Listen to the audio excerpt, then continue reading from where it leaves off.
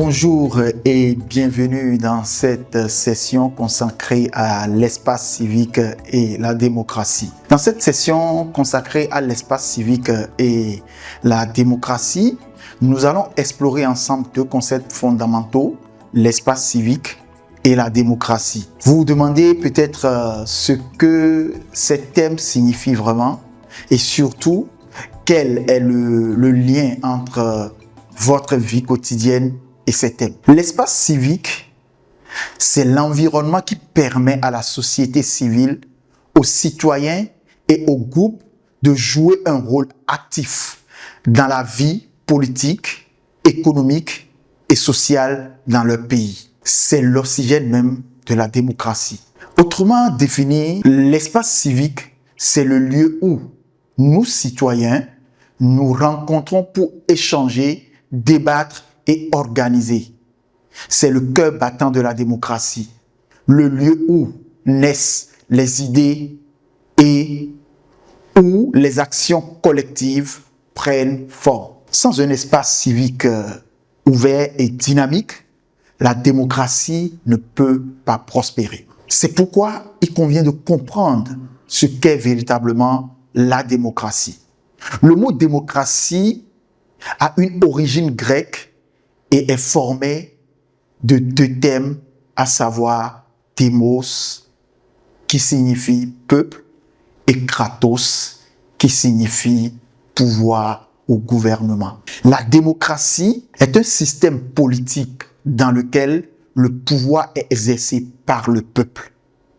Il se caractérise par la liberté d'expression, la participation citoyenne, le respect des droits de l'homme, le pluralisme politique et la tenue d'élections libres et équitables. En démocratie, la souveraineté appartient au peuple qui l'exerce soit directement, soit par l'intermédiaire de représentants élus. En termes de rôle, parlant de rôle central, il permet aux individus et aux organisations d'accéder à l'information, de dialoguer, d'exprimer leurs désaccords, de s'unir pour faire entendre leur voix, leur point de vue et de contribuer à l'élaboration des politiques qui affectent la vie. En termes de fondement, une démocratie véritable ne peut exister sans espace civique ouvert, pluraliste, sûr et favorable. Nous ne pouvons pas parler d'espace civique et de démocratie sans parler des droits fondamentaux, notamment les trois droits fondamentaux. L'espace civique repose sur la garantie et la protection des trois droits humains fondamentaux, souvent appelés les trois libertés. Il s'agit notamment de la liberté d'expression, qui est un droit qui est celui de dire ce que l'on pense et de diffuser les informations et les idées sans crainte des représailles, y compris même en ligne. La liberté de réunion pacifique, qui est ce droit de se rassembler publiquement ou en privé pour manifester une position, une solidarité ou pour toute autre cause légale. Je veux parler des manifestations, des réunions et autres. La liberté d'association, qui est ce droit de créer ou de rejoindre un groupe, une organisation, un syndicat, une association, un parti politique, etc., pour poursuivre des objectifs communs et légaux. Ces droits que nous venons de citer sont interdépendants et essentiels à la participation citoyenne. Mais ces droits sont de plus en plus menacés dans un espace civique qui se trouve de plus en plus réduit. Dans de nombreux pays, l'espace civique est sous pression et fait face à une régression. Parlant de régression, nous pouvons noter les restrictions législatives et administratives. Et en termes de restrictions législatives et administratives, il faut reconnaître l'adoption des lois qui limitent le financement, l'enrichissement ou les activités des organisations non gouvernementales ou qui restreignent abusivement le droit de manifester. En termes de surveillance et technologie, il faut noter l'utilisation de nouvelles technologies et de la surveillance pour contrôler les mouvements de la société civile, les journalistes et les défenseurs de droits. Parlant d'intimidation et de violence, il faut reconnaître que les acteurs civils, les journalistes, les militants, les défenseurs de droits de l'homme sont de plus en plus victimes de harcèlement, de détention arbitraire et de procédures bâillons ou parfois même de violence. Il faut également noter l'usage excessif de la force qui appelle le recours excessif à la force lors des manifestations. C'est pourquoi il est important de travailler pour la protection des défenseurs des droits de l'homme. La protection et l'élargissement de l'espace civique sont considérés comme un enjeu majeur pour la stabilité, la paix durable et le développement. Garant de la responsabilité, un espace civique fort permet à la société civile de demander des comptes au gouvernement et de lutter contre la corruption. Moteur d'innovation, il favorise un débat public sain et la prise en compte de perspectives variées conduisant à de meilleures politiques. L'espace civique est un lieu où la démocratie se vit concrètement au-delà des élections. Le défendre, c'est défendre la capacité des citoyens à agir, contester et construire l'avenir ensemble. C'est l'environnement qui permet aux citoyens et à la société civile d'exercer librement les droits de liberté, d'expression, de réunion pacifique et d'association. Je vous présente ici un tableau avec quelques domaines clés, avec les défis ou les menaces et le rôle que doivent jouer les acteurs civiques. Vous allez voir dans la première colonne en haut les domaines clés. La deuxième colonne, vous allez voir les défis ou les menaces. Et dans la troisième colonne, vous allez voir les rôles des acteurs civiques.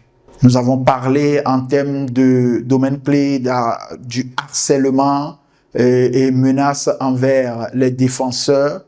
Et nous avons évoqué les défis et les menaces. Nous avons également évoqué dans le tableau, dans la troisième colonne, la nécessité de systèmes de protection et de solidarité juridique. Nous avons également abordé la question de la sécurité numérique, mais il convient de retenir que le plus grand rôle que doivent jouer les acteurs civiques est le développement des stratégies d'action et de plaidoyer. Pour protéger et élargir cet espace, les actions doivent se concentrer sur la pression politique, la mobilisation citoyenne et la solidarité internationale. Parlant de plaidoyer et influence politique, il est important pour nous de retenir simplement que dans le cas des plaidoyers pour des politiques inclusives, il ne suffit pas de défendre les droits, il faut aussi influencer les lois. Cela implique donc d'assurer que toutes les voix des femmes, les voix des jeunes, les voix de toutes les minorités soient incluses dans l'élaboration des politiques publiques luttant contre la discrimination structurelle. Il convient également de soutenir les institutions des droits humains, ce qui revient d'ailleurs à renforcer l'indépendance et le financement des institutions nationales et des mécanismes internationaux pour qu'elles puissent surveiller efficacement l'État. Parlant de programmes ciblés sur les droits humains, il convient de mettre en œuvre des programmes concrets axés sur les droits spécifiques, comme par exemple pour la liberté de la presse ou la protection des minorités, et veiller à l'application des traités internationaux. Il convient également de retenir les outils de plaidoyer pour la jeunesse et pour lesquels nous devons d'ailleurs travailler à former les jeunes à leur utilisation comme des formations à l'utilisation des plateformes numériques et des techniques de mobilisation pour qu'ils puissent devenir des acteurs du changement. Nous devons également travailler à la mobilisation et à la transparence, car la participation démocratique et éducation civique vont de pair. Nous devons donc travailler à former les citoyens à leurs droits et responsabilités pour une participation éclairée et critique. Un citoyen informé est un citoyen plus résilient face à la désinformation.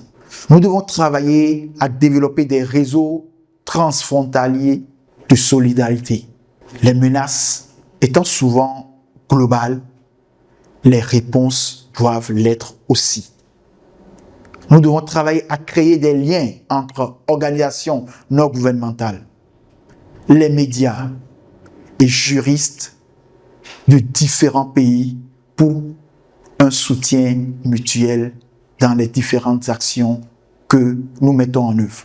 Nous ne devons pas faire tout ceci sans oublier la veille et la responsabilité. Pour maintenir la vitalité de l'espace civique, le suivi et la diffusion de l'information sont cruciaux. C'est pourquoi nous devons travailler à rédiger de temps à autre, lorsque nous menons des actions, des rapports de veille sur l'espace civique. Et parlant de rapports de veille sur l'espace civique, c'est un outil essentiel.